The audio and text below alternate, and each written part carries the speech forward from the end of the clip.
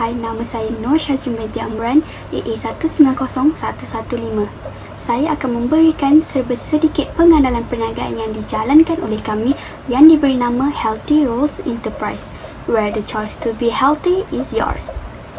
Kami menubuhkan Healthy Rose Enterprise kerana minat yang mendalam untuk mencuburi bidang perniagaan di samping setiap ahli rakan kongsi mempunyai pengalaman dan ilmu pengetahuan dalam bidang perniagaan kerana mengikuti kursus perniagaan yang ditawarkan di Universiti Tun Hussein On Malaysia, kampus Pagoh, demi menimba ilmu dalam selok-belok perniagaan. Healthy Rose Enterprise merupakan sebuah perniagaan perkongsian yang dimiliki oleh 9 orang pemilik bersama berbekalkan modal berjumlah 58,500 yang dikeluarkan oleh ahli rakan kongsi sebanyak 6,500 setiap individu. Perniagaan ini telah beroperasi selama 6 bulan bermula pada Januari 2021. Dengan visi untuk menjadi peniaga yang menyediakan produk makanan berkhasiat dan berkualiti, kami memastikan perkhidmatan yang disediakan adalah pada tahap yang cemerlang, produk yang mampu mendandingi produk dari syarikat lain dan sentiasa berusaha memenuhi permintaan setiap pelanggan. Perniagaan yang ditempatkan di Bandar Universiti Pagoh membolehkan kami mensasarkan para pelajar universiti dan penduduk sekitar Pagoh. Healthy Rose Enterprise menawarkan satu perkhidmatan pengeluaran dan penjualan makanan sejuk beku, khususnya veggie rolls, yang mempunyai khasiat yang tinggi dan mampu memberikan nutrisi tambahan dalam tubuh badan kita yang sesuai dimakan oleh semua peringkat usia. Dalam organisasi, kami mempunyai 6 jawatan utama dan 3 jawatan penolong yang akan membantu dalam menguruskan dan memajukan perniagaan ini seperti Ketua Pengarah, Penolong Ketua Pengarah, Pengurus Pentadbiran, Penolong Pengurus Pentadbiran, Pengurus Kewangan, Pengurus Pemasaran, Penolong Pengurus Pemasaran, Pengurus Operasi dan Penolong Pengurus Operasi. Saya selaku Ketua Pengarah mempunyai tugasan sebagai decision maker pada peringkat akhir dan menyelaraskan organisasi secara menyeluruh. Janatul Akilah yang menjawat jawatan sebagai Penolong Ketua Pengarah merupakan penasihat kepada Ketua Pengarah apabila di saat perlu membuat keputusan bagi mengelakkan daripada membuat keputusan yang salah. Akilah juga perlu mengawasi gerak kerja setiap pekerja bagi mengelakkan perkara yang tidak diingini berlaku.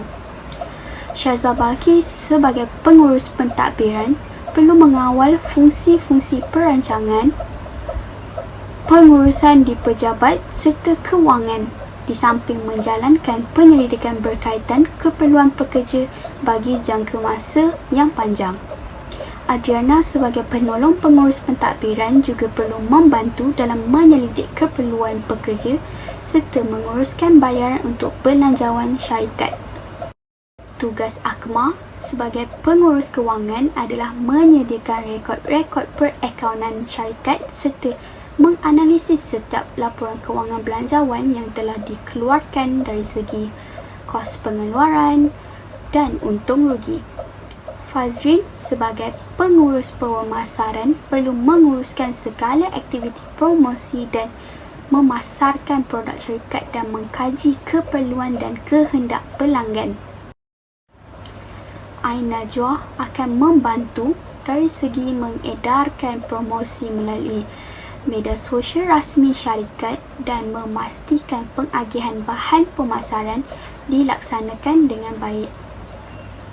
Melissa menjadi pengurus operasi perlu memantau dan menyelia semua kerja-kerja yang dilakukan oleh pekerja serta memastikan visi dan misi syarikat tercapai tanpa sebarang masalah.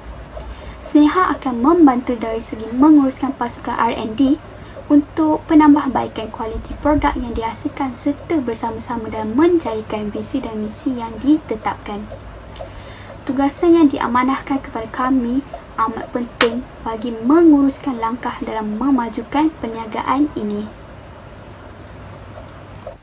Assalamualaikum warahmatullahi wabarakatuh dan selamat pagi. Nama saya Fazrin Batrisha binti Abdullah, nama matris AA 190566. Dan pada hari ini saya akan membentangkan bahagian skop perniagaan kami. Syarikat kami iaitu syarikat Healthy Roots Enterprise merupakan sebuah syarikat perniagaan yang menawarkan produk makanan yang sihat iaitu Popia Carbonara. Popia Carbonara kami ini adalah sangat unik kerana ini tidak sama dengan pasaran-pasaran di luar sana. Kerana produk kami ini adalah 100% berasaskan sayur-sayuran. Dan jadi, keunikan produk kami yang pertama adalah produk kami ini adalah sesuai untuk setiap peringkat umur. Justru tidak kiralah golongan kanak-kanak, golongan dewasa maupun yang tua, semuanya adalah sesuai untuk adalah sangat sesuai dengan produk Popia Carbonara kami ini. Keunikan yang kedua adalah produk kami ini menggunakan kulit popia yang dibuat sendiri menggunakan campuran sayuran bayam. Seperti yang kita tahu, sayuran bayam adalah sayuran yang kaya dengan zat besi dan juga bernutrisi. Oleh itu, dengan penggunaan sayuran ini, dia akan menjadikan produk popia kami ini 100% makanan yang sihat. Keunikan yang ketiga pula adalah produk Popia Carbonara kami ini adalah 100% berasaskan sayur-sayuran yang berkualiti tinggi, bermutu dan juga bernutrisi. Tidak kiralah dari segi inti campuran, bahan intinya dan juga kulitnya, kedua-duanya adalah berasaskan sayur-sayuran. Seterusnya, kelebihan produk kami ialah yang pertamanya, produk kami dijual dengan harga yang berpatutan, bermaksud setiap golongan pekerjaan akan dapat ataupun mampu untuk membeli produk Popia Carbonara ini kerana kami berpendapat bahawa produk makanan kami yang sihat ini seharusnya dapat dirasai oleh setiap golongan masyarakat. Yang kedua, produk Popia Carbonara kami ini adalah amat sesuai kepada para penggemar sayur-sayuran ataupun makanan sihat kerana bahan kandungan ataupun bahan buatannya sendiri adalah merupakan berasaskan sayur-sayuran yang segar dan juga berkualiti tinggi. Kelebihan yang terakhir adalah produk kami ini mempunyai rasa yang sangat enak dan sedap disebabkan oleh gabungan campuran inti sayur-sayuran dan juga kulit popia yang rangup yang diperbuat daripada sayuran bayam. Assalamualaikum, nama saya Nur Syazah Balkis binti Zainuddin, nombor matrik AA191691. Saya akan membentangkan rancangan pentadbiran. Pertama, catat organisasi. Organisasi kami diketahui oleh Nur Syazrin binti Amran sebagai Ketua Pengarah dibantu oleh Nur Janatul Akilah binti Roslain. Saya sebagai pengurus pentadbiran Nur Syazah Balkis binti Zainuddin dibantu oleh Nurul Adriana Syazwani binti Muhammad Sanusi. Seterusnya, pengurus kewangan Nazatul Akmal binti Razilan, pengurus pemasaran Fazin Batrisha binti Abdullah dan dibantu oleh Nur Ain Najwa binti Edi Muhammad. Seterusnya, Emilisa Maria anak Syim, pengurus operasi dan dibantu oleh Snega Priyawati anak perempuan mereka. Senara jawatan. Ketua pengarah akan membuat keputusan terakhir dalam suatu hal perniagaan serta menyelaras organisasi secara keseluruhan. Manakala penolong pengarah akan menasihati ketua pengarah untuk pengurusan perniagaan secara harian. Beliau juga bertanggungjawab untuk mengawasi pekerja, berkhidmat dengan pelanggan dan membantu melaksanakan daripada pengurus besar. Tugas-tugas pengurus-pengurus lain seperti pengurus pentadbiran misalnya akan merancang, mengurus serta mengarahkan seluruh aktiviti penjawatan serta pentadbiran perniagaan. Beliau akan menjalankan penyelidikan berkaitan keperluan kaki tangan bagi jangka masa panjang dan akhir sekali mengawasi dan mengawal ke arah fungsi-fungsi perancangan pengurus pejabat serta kewangan. Bagi pihak pengurus kewangan pula, beliau bertanggungjawab untuk mengarah, menyusun serta merancang semua aktiviti berkaitan bahagian kewangan dan menganalisis semua peraturan kewangan. Beliau akan mengarah, merancang serta menyediakan rekod-rekod perakaunan syarikat, menganalisa, mengarah serta mengumpulkan semua laporan kewangan belanjawan dan kawalan perbelanjaan. Seterusnya, pengurus pemasaran. Pengurus pemasaran akan mengenal pasti sasaran pasaran serta menganalisis struktur pasaran semasa. Ia akan mengkaji keperluan serta kehendak pelanggan serta maklumat-maklumat persaingan dalam pemasaran. Pengurus akan menguruskan segala aktiviti untuk mempromosikan diri dan pasaran produk. Akhir sekali, memantau segala perkembangan berkaitan aktiviti dan mempromosi produk. Dan akhir sekali, pengurus operasi. Pengurus operasi akan ditugaskan untuk mengubah dasar, peraturan dan standard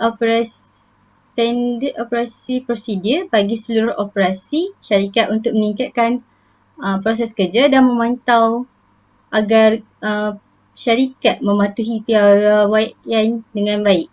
Dan akhir sekali, memulakan dan memacu aktiviti penambahbaikan pada syarikat untuk mengadaptasi amalan terbaik, otomasi dan pemudahan kerja supaya berada pada tahap yang optimum. Seterusnya, imbuhan balas jasa. Imbuhan balas jasa adalah satu kebaikan yang disediakan syarikat kepada pekerja. Misalnya, syarikat kamu menyediakan KWSP dan Perkeso untuk pekerja.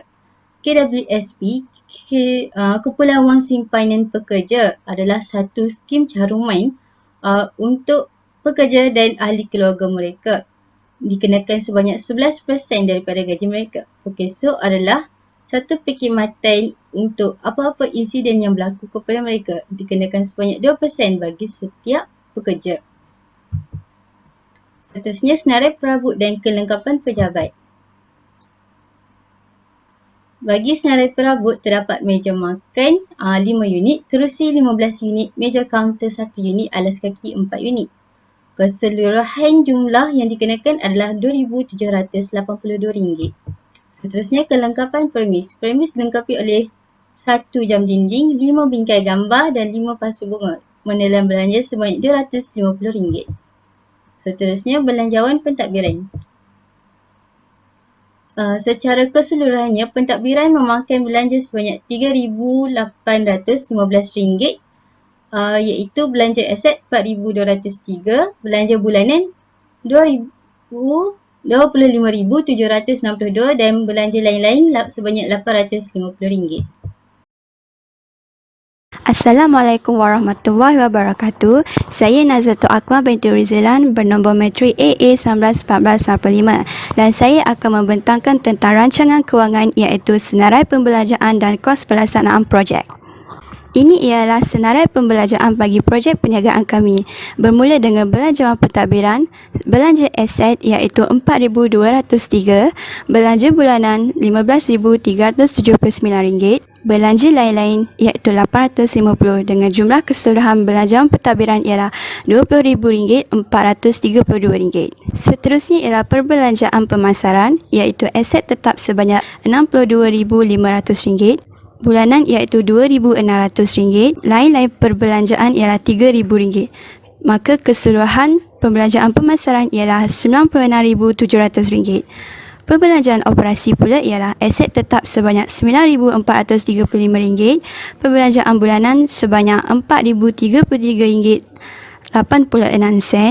dan perbelanjaan lain-lain ialah RM1,920 dengan jumlah perbelanjaan operasi ialah RM15,388.86. Dan terakhir ialah belanja modal iaitu mesin dan peralatan ialah RM6,403, perabot ialah RM2,782, kelengkapan premis ialah RM250 dan ubah suai premis ialah RM3,000. Sebanyak keseluruhannya ialah RM12,435. Maka keseluruhan pembelajaran bagi projek perniagaan kami ialah RM174,955.86. Seterusnya saya bagi kepada kos pelaksanaan projek dengan butiran keperluan aset bukan semasa aset tetap iaitu perabot dan kelengkapan pejabat sebanyak RM4,203, papan tanda kedai RM1,500, van syarikat RM50,000, motosikal RM8,000, komputer RM3,000, mesin dan peralatan RM6,403, perabot RM2,782 dan kelengkapan premis iaitu RM250. Bagi keperluan modal kerja dalam 1 bulan ialah belanja pemasaran sebanyak RM68,100, belanja pentadbiran ialah RM19,261 dan belanja operasi ialah RM15,388.86. Keperluan lain, deposit sewa permis Atletiki pejabat dan atletiki kilang sebanyak RM1,100, pendaftaran dan lesen RM1,550, insurans cukai jalanan RM3,150 dan belanja luar jangka sebanyak 10% iaitu RM18,48.49. Maka keseluruhan kos pelaksanaan projek ialah RM198,533.35. Selain itu, kami juga menyediakan performa aliran wang tunai dan kami mengira kesemuanya hasil dan belanja dan ditolak selama 6 bulan perniagaan ini dilaksanakan.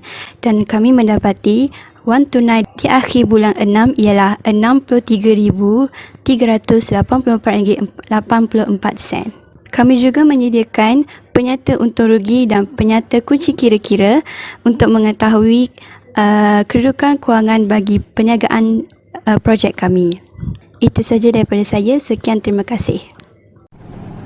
Assalamualaikum warahmatullahi wabarakatuh. Nama saya Nurul Adana Syazwani binti Muhammad Sanusi. Nombor matrik saya pula adalah AA191714. Hari ini saya akan membentangkan mengenai rancangan operasi dan BMC.